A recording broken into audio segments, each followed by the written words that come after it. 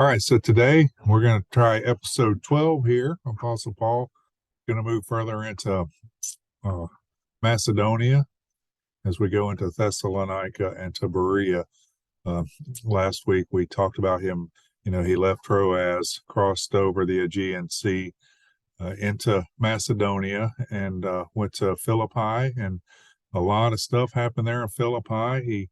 He was whipped illegally as a Roman citizen. He was jailed. We saw the jailer come to Christ. He um, exorcised a demon basically, and relieved this little girl of a demon, and so that's what brought on the accusations and the punishment. But a church was started in Philippi. He was driven out, not so much because of people against what he was teaching, but because the town leadership there, the local government, had abused their power, and so they wanted him to leave just so there wasn't any problems with them going forward. So now we're going to get to Thessalonica. And Thessalonica, he actually encounters a large group of people that really want to believe, but there is also an opposing force. And you see that a lot in Christian ministry, I think, whenever you're out. Uh, there are people that are open, but there are also people that are adamantly opposed to the spreading of the gospel. And it kind of makes you wonder, if why they hate the message so much. But I mean, we know as believers they hate it because, you know, God's truth condemns them of their own sin, and they don't want to feel that condemnation. They don't want to feel that shame. They want to feel accepted by everybody, and so they seek people that will accept them, and not people that they feel condemned around. But it's the sin in their own life that is condemning them. It's not the people that are preaching the truth. So that's just something that we have to live with as believers. So as we get into Thessalonica, we're going to see that same thing happening here. You're going to see the two opposing groups as they clash, as some people really want to believe. And another thing we're going to see, early on in the second missionary journey, he's picking people up. He goes out with Silas. He picks up Timothy. He picks up Luke.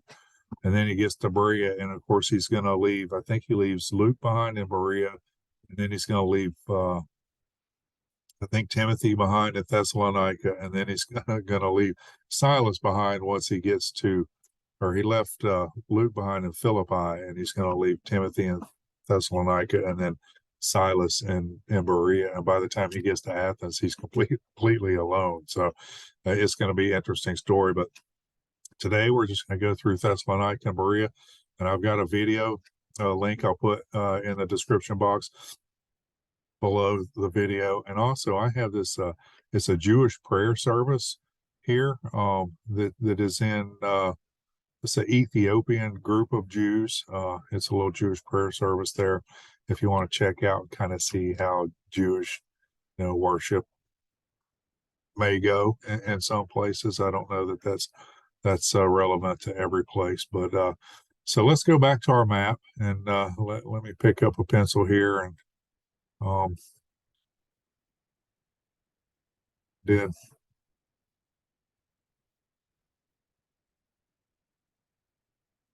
I want I can't get my map. Oh, here we go.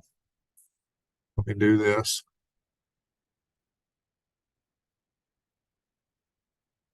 Okay, we'll use red so it shows up.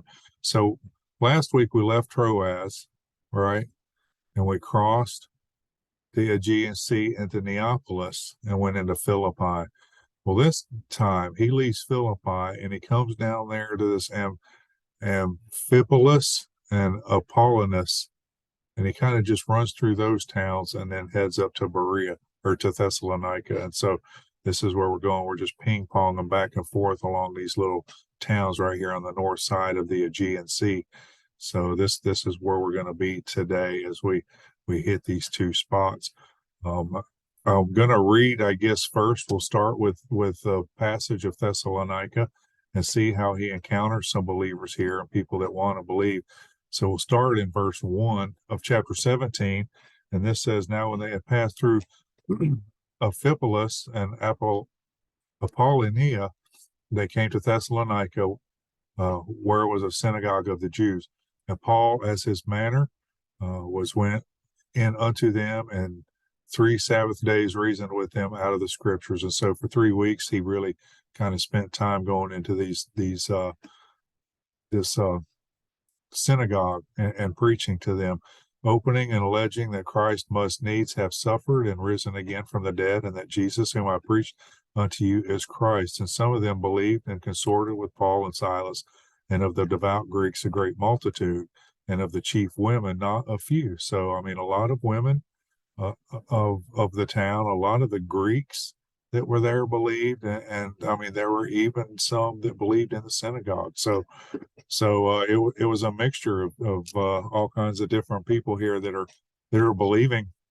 And verse 5 says, "But the Jews which believed not, moved with envy, took unto them certain lewd fellows of the baser sort, and gathered a company, and set all the city up on an uproar, and assaulted the house of Jason, that sought to bring them out to the people." So, so Jason was a young man that they met early on when they came there, and they had been staying with him. And so, the people that didn't believe in the message, stirred up the town, and they went to Jason's house to assault them. Verse 6 says, "They found them not, and drew Jason and certain brethren unto the rulers of the city, crying, These have turned the world upside down, and are come hither also, and whom Jacob hath received, and these do contrary to the decrees of Caesar, saying that there is another king, one Jesus." And I find that interesting. The world does that. They like to, even things in the world that they hate, they will attach themselves to them just to fight against the gospel. And these people, these were Greek people. They weren't really thrilled about the Romans being occupiers of their land. But I mean, we hear this periodically throughout his ministries. People accuse him, there's only one king, it's Caesar. There is no other king. Jesus isn't a king. And so it's just a constant thing. Even though they hate Caesar and the Romans controlling them, they'll turn to him rather than turning to Jesus, which, I mean, you can just see the devil's involvement in a lot of this stuff. And so they went to Jason's house. They didn't find the apostles, so they took Jason and his household up and made these complaints about the people that were staying with him, because he allowed them to stay there. Verse 8 said, "They troubled the people and the rulers of the city, and when they heard these things, they had taken security of Jason and the others, and they let them go." And so basically they reprimanded them and pretty much told them, you got to get these people out of the city. And so that's what they did. And I was going to read this little sheet. As I said before, I got sheets for all of these little cities that we stopped by. So Thessalonica is the capital city of Macedonia.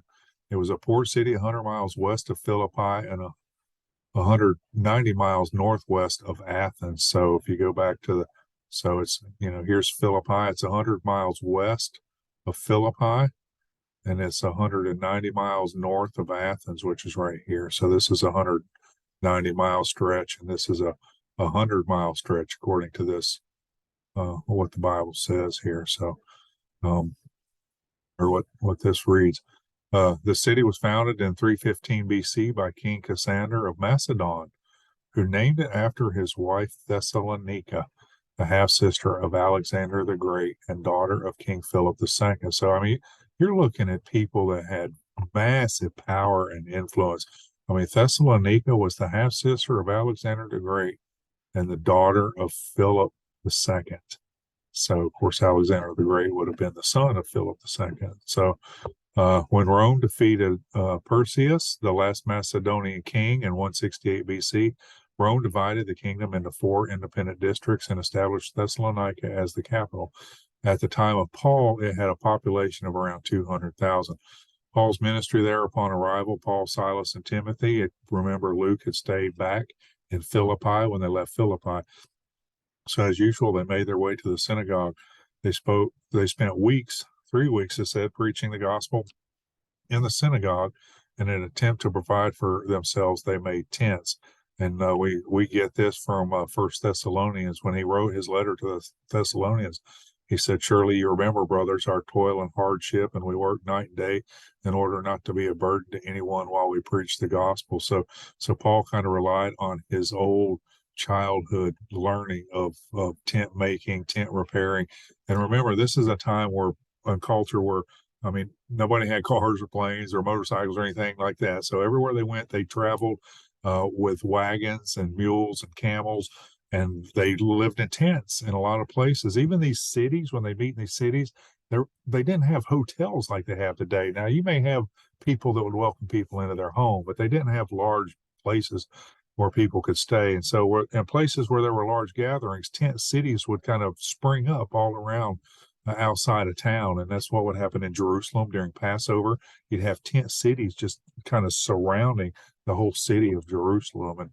And so, I mean, that's tent life was very common. And so, like tent repair, tent making, that kind of thing was a very prominent uh, tool, key for him, a way of life to be able to survive. It was a really good thing, uh, a trade to know.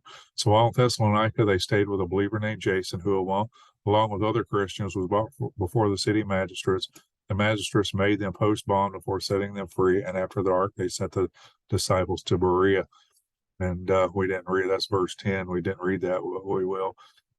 Paul visited Thessalonica twice during his ministries, and the church there started there was the second in Europe. Paul also wrote 2 letters to the Thessalonians, which was 1st and 2nd Thessalonians, the 13th and 14th book of the New Testament. Facts to remember: since his conversion, this is the 6th time Paul was forced to leave the city. Jason was a Greek version of Joshua or Jesus, the name Jason, and he later joined Paul in Corinth too. So a lot of interesting things there about this city. Another thing I can say: the Thessalonians were uh, after the church was established and Paul left, false teachers came in and convinced them that they had missed a rapture. And so there was a lot of panic. I mean, they didn't want to miss the rapture. And so they all kind of quit their jobs and stopped working. And so once we get to where we're going through the reading of 1st and 2nd Thessalonians, you're going to see some of those things taking place. He's telling them, you need to keep working. You need to play your part. You need to be active in society. Don't just sit around and wait for the rapture. You didn't miss it, but you can't sit around and wait for it. And so they were committed believers, very committed and supportive of Paul. So it was a great church for him in his ministry. So we'll read on in verse 10 here. This is when they kicked him out and they went to Berea. So the brethren immediately sent away Paul and Silas by night unto Berea. And so you see here that Paul and Silas were the only 2 that leave. So they left Luke in Philippi. Now they're leaving Timothy here in Thessalonica, and Paul and Silas go to Berea, and which is, I think Timothy catches back up to them, but then Paul leaves, by himself. But verse 11 says, these were more noble than those in Thessalonica. So these people in the synagogue, see, he went to the synagogue of the Jews in Berea again. And so the people in the synagogue, it was kind of like noble. They were wealthy, aristocratic people in Berea, and they wanted to know the truth. And it says, in that they received the word with all readiness of mind and searched the scripture daily whether these things were so. So because of their education, because of their wisdom, because of their noble status and stature, they took it upon themselves really to dig into what Paul and Silas were saying to them. And because of that, many people believed. Therefore, many of them believed. In verse 12, also honorable, also of honorable women, which were Greeks, and of men, not a few. And so even the Greek men and women, many of them, this says not a few, but that just means many, Greek and men and women, as well as the Jews there in the aristocratic, wealthy Jews there in the synagogue. So here again is another large group of people that coming together, believing in this. And but the Jews of Thessalonica had knowledge that the word of God was preached by Paul at Berea. And so they came thither also and stirred up the people. So Thessalonica, just like when he was in in Galatia. Everywhere he went, people from the town he had been to kept showing back up. And they were just following him all through Galatia, chased him out of towns. And this is what starts here. So the people of Thessalonica come to Berea and chase him out of Berea.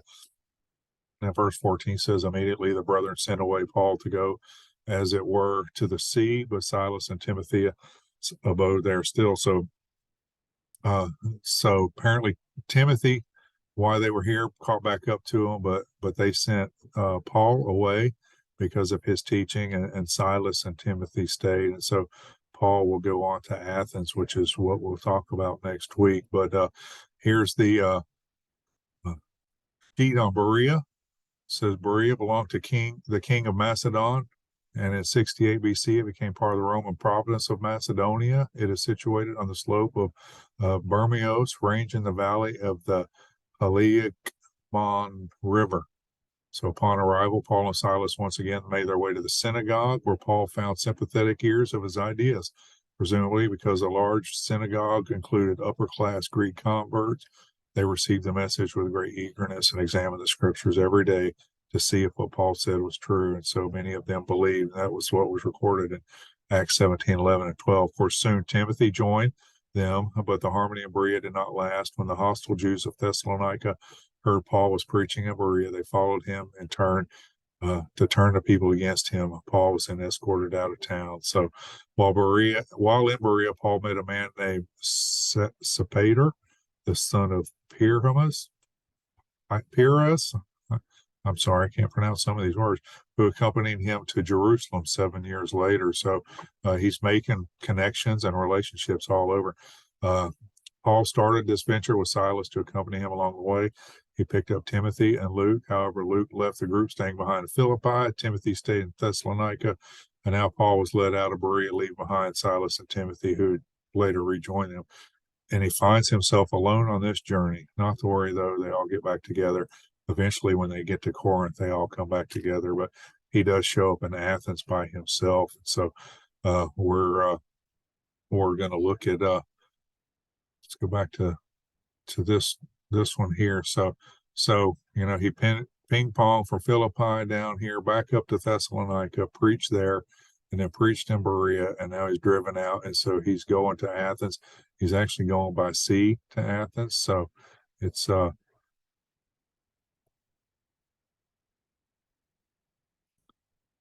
we'll do this one then. So Berea, he goes to the sea, and then we'll come to Athens. But so next week we'll pick it up there. One other thing, I didn't show you this yet. This is the timeline of Paul's life. And so we're just here. We're still on the second missionary journey. He headed out at 49 AD. And of course, he visited Galatia and all of that, and then came to Troas, joined by Luke, and then went to Philippi. And now this week we're in Thessalonica and Berea. And so next week we'll see what Athens is like. He actually gets to preach at Mars Hill at Athens, and it's a pretty interesting sermon. So we might go through some of that. But I hope you've enjoyed that. That will conclude episode 12. Please go check out the other videos and the link down below. I think there's some pretty interesting ones this week. So I thank you for joining me. We'll see you next time. God bless you.